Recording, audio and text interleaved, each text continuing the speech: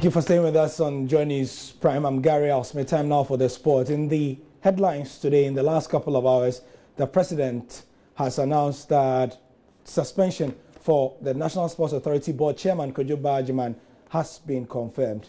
Here's a report by Moses Ebo of our desk. Visa racketeering scandal surrounding the 2018 Commonwealth Games in Australia has claimed another government appointee following the suspension of the board chair of the National Sports Authority. In a press statement released on Tuesday, President Nana Akufo-Addo announced the suspension of Kojo Agyeman, a former member of parliament for Asante Akyem North.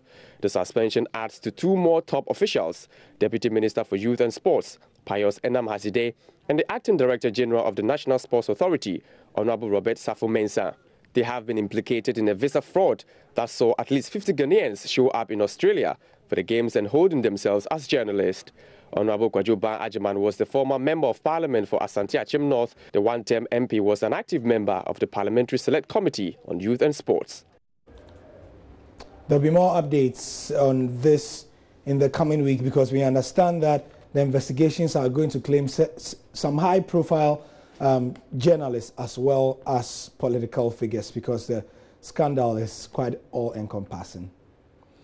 In football, CK Okono is now looking towards a job with the Black Stars. The ex-Ghana midfielder says that Hearts of Oak, where he formerly coached, should be a step up, and also the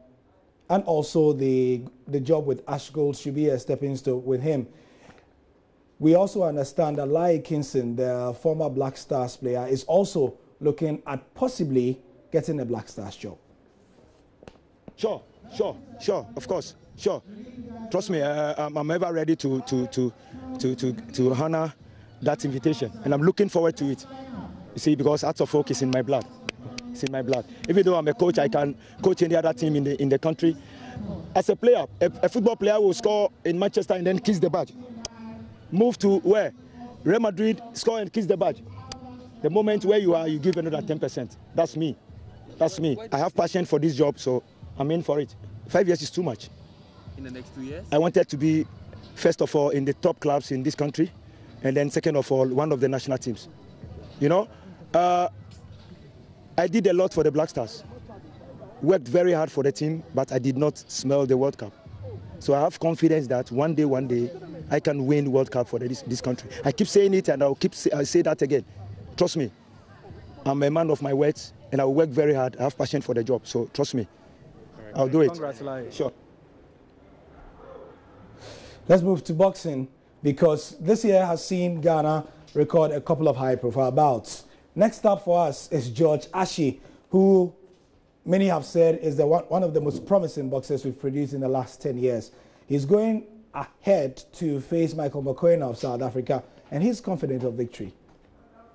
First of all, I've got a problem formally, but now God has solved that problem for me. And I think this time I'm assure all Ghanaians and my fans, Alhaji Mutari, Andy, Kwati Wabas, Toto, I put sure with them that this year, up to next year, I'll bring World Title for them. Oh, I've prepared very well. It's not now, from a long time, because I fought in Buko Bangu's deal.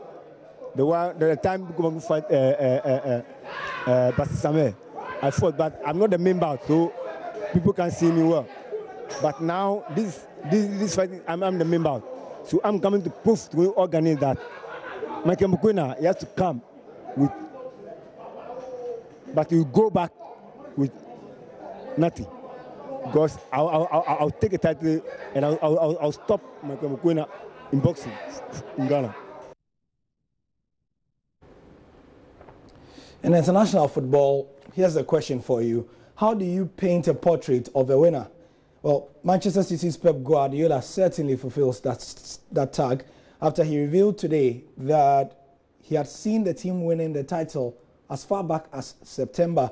What does their road to glory look like for a coach who was bastardized? He was criticized for playing too pretty football. A lot of English pundits said he could not play that kind of football and win a title in England. Well, he has, with games to spare, and this is Man City's road to glory.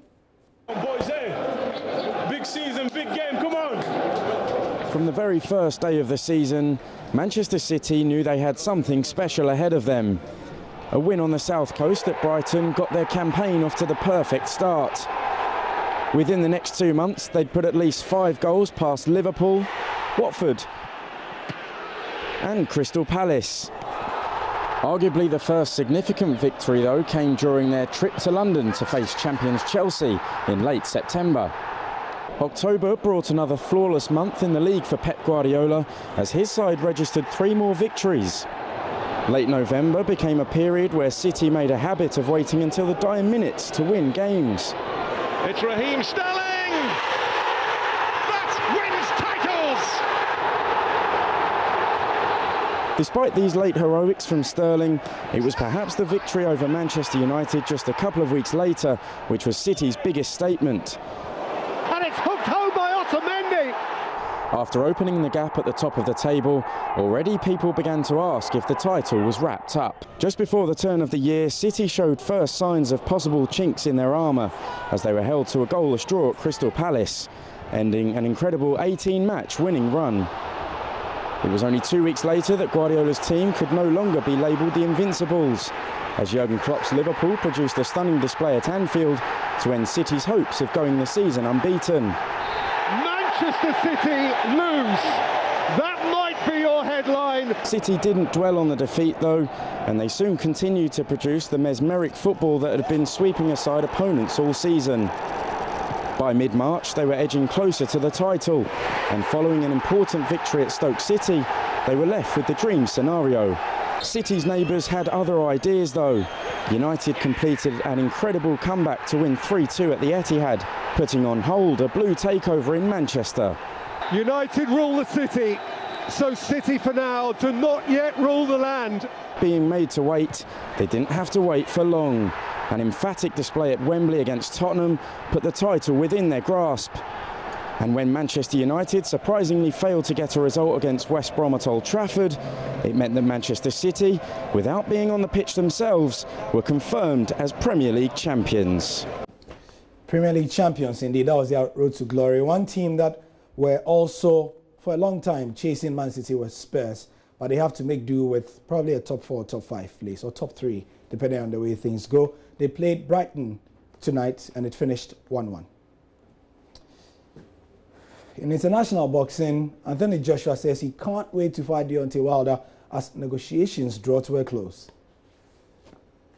I think when you're a fighter, you can't let certain things slide. So sometimes you use it as fuel, but at the same time, it's when you're hearing it constantly, you have to kind of just let it slide off your back. It's hard though. It's a balance because even though I try to keep it professional and I don't want to bite back, at the same time I've got that fight instinct in me, and you know how it is, sometimes you need to give as good as you can get. So it's a tough one, but I would rather do it face to face.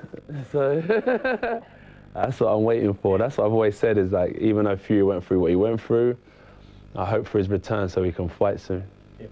And then Wilder, potentially, we're looking at negotiations and seeing if we can get that going, because there's a lot of talk like across the pond, but it'll be good when we come face to face.